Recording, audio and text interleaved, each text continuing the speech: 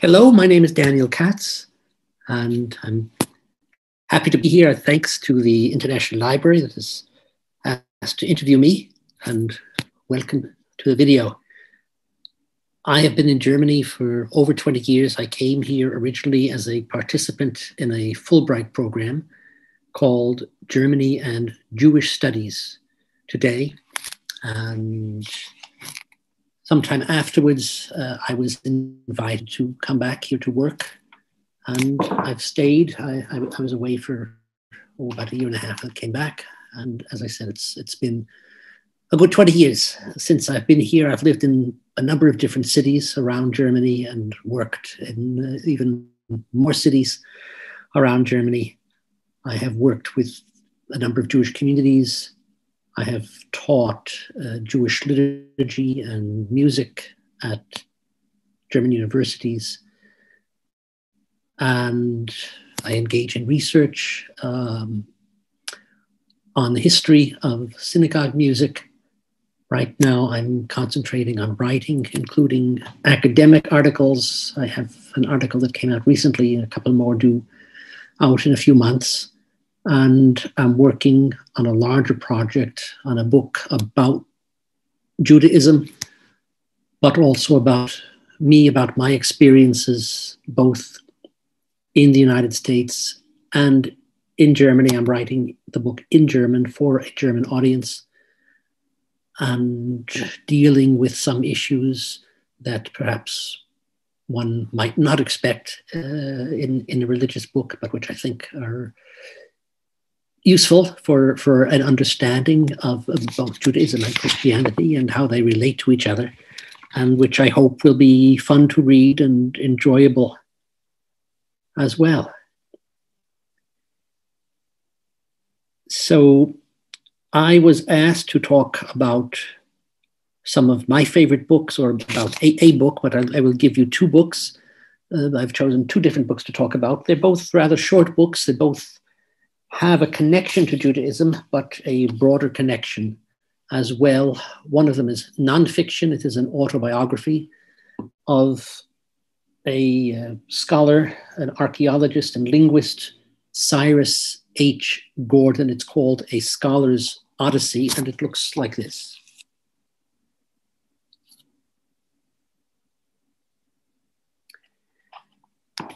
Cyrus Gordon was born in 1908, and he wrote this book in 2000, 1 year before he died.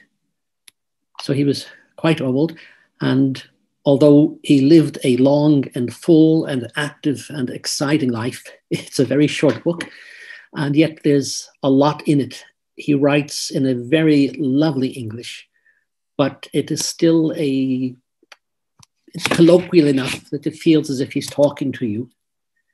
And on the one hand, he talks about his personal experiences, about his family, but on the other hand, he touches on important incidents in his field. He talks about excavations that he's been involved in around the world, about travels to a number of different countries, going all the way back to the 1930s.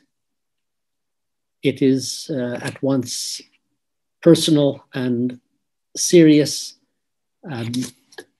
also humorous.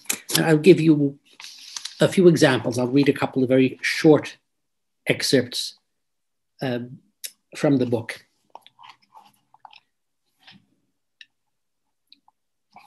Before our second child learned to walk and talk, I spent significant time with our oldest, Deborah, teaching her to read hieroglyphics and to translate simple Egyptian sentences, or simple Egyptian texts, rather.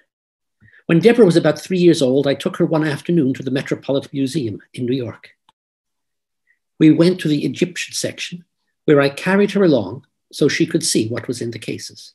Each object was labeled and listed, the name of a particular pharaoh in hieroglyphics and in English. Some tourists standing nearby remarked to me how impressed they were that my child already knew her ABCs. Needless to say, they were stunned when I told them Deborah did not know her ABCs, but was reading their pharaonic names from the hieroglyphics.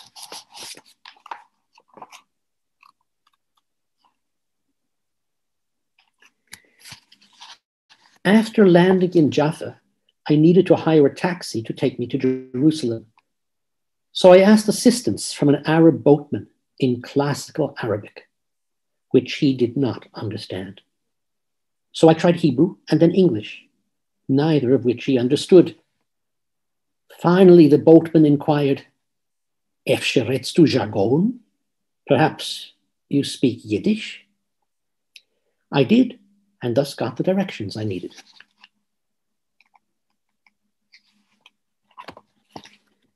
And finally, Lady Woolley, and this is the wife of the famous archaeologist Leonard Woolley. Lady Woolley performed at least one good deed at the Ur Expedition House. Namely, she introduced Max Mallowan to Agatha Christie there. In time, the romance that started at Ur resulted in the felicitous marriage of Lady and eventual Dame Agatha to Sir Max. Agatha was witty, which served her well in the union. Agatha happened to be considerably older than Max, but this did not bother her at all, for, as she said, "It is wonderful to be the wife of an archaeologist, because the older you are, the more interested he is in you." The second book, it's also a short book, but it has a long title. The title is Ladies and Gentlemen, the Original Music of the Hebrew Alphabet and Weekend in Mustara. This is a collection of two novellas in one, hence the two titles, by Kurt Leviant.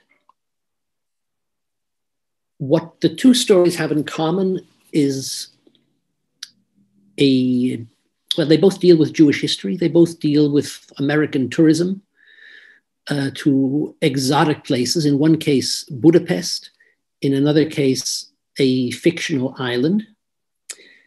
In Ladies and Gentlemen, the Original Music of the Hebrew Alphabet, a Hungarian Holocaust survivor claims to have just what the title says, whatever that may mean. So a manuscript or a melody, that purports to be the music of the alphabet. And the narrator is a musicologist who travels to Hungary and has to deal with trying to research this, trying to get hold of it, to convince the Hungarian to let him hear the music, to show him what he has.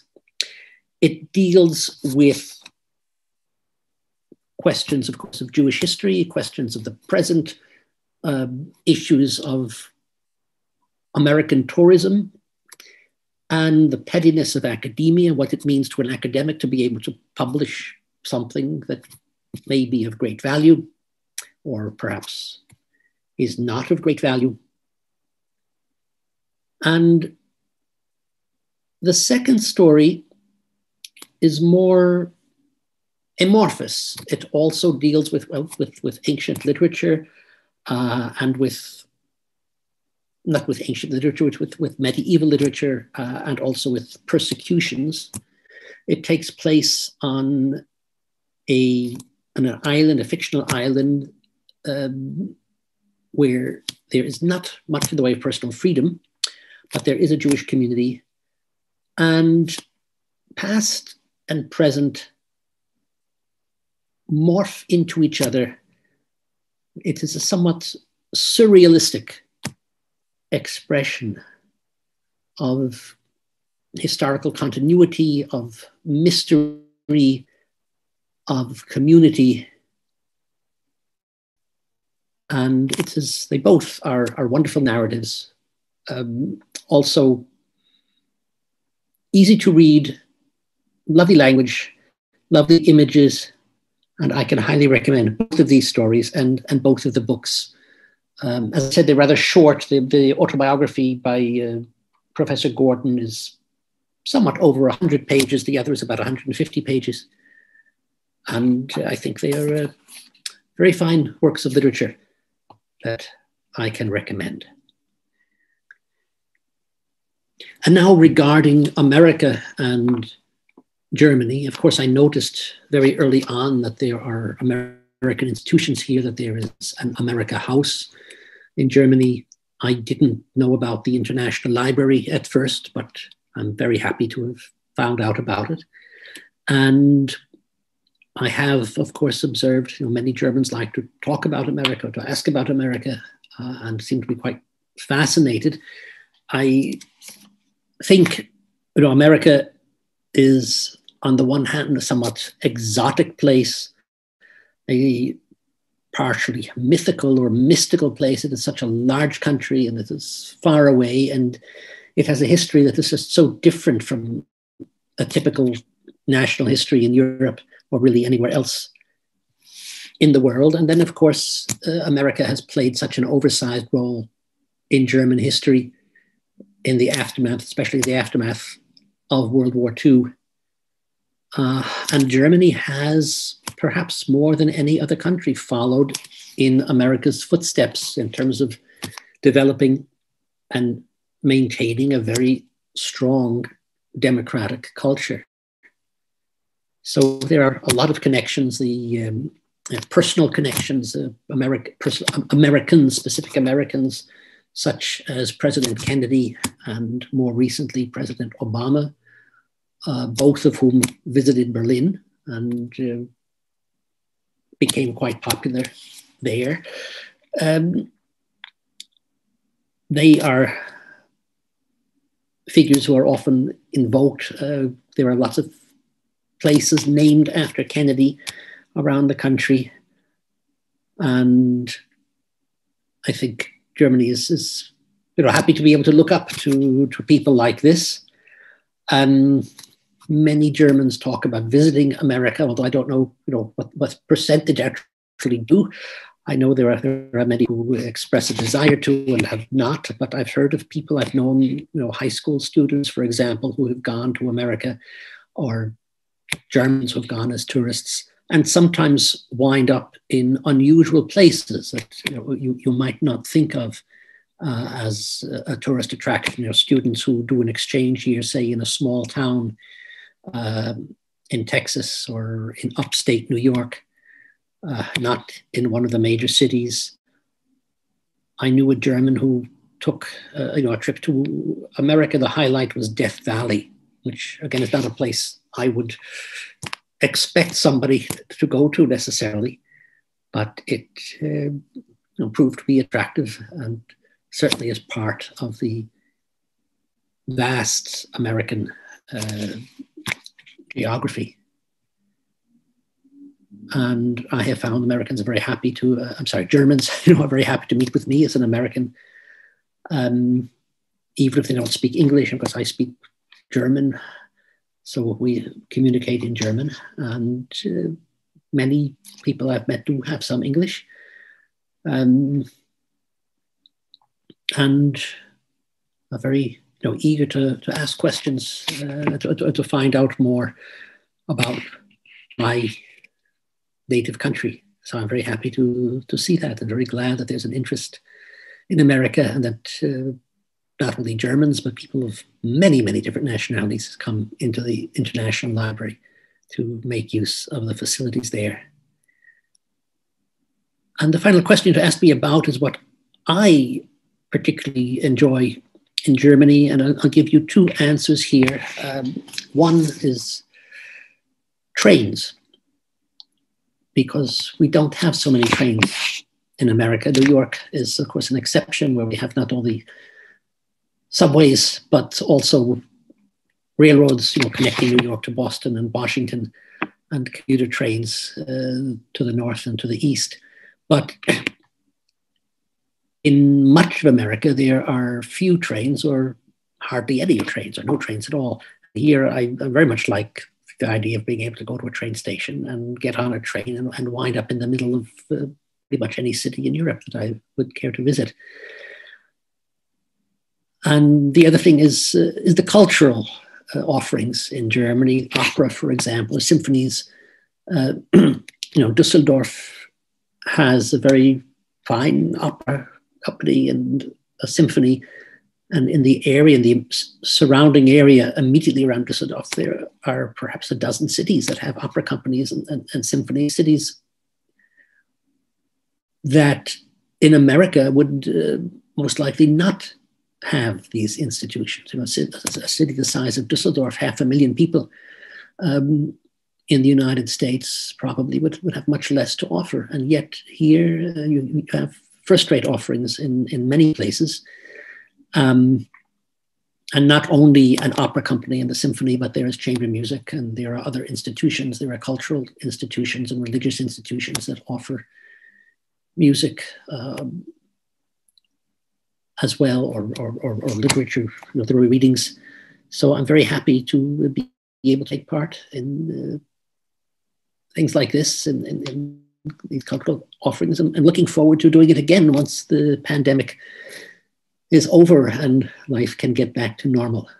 And of course, that would include going back to the library, where I have not sat down to read or to write now since the beginning of March.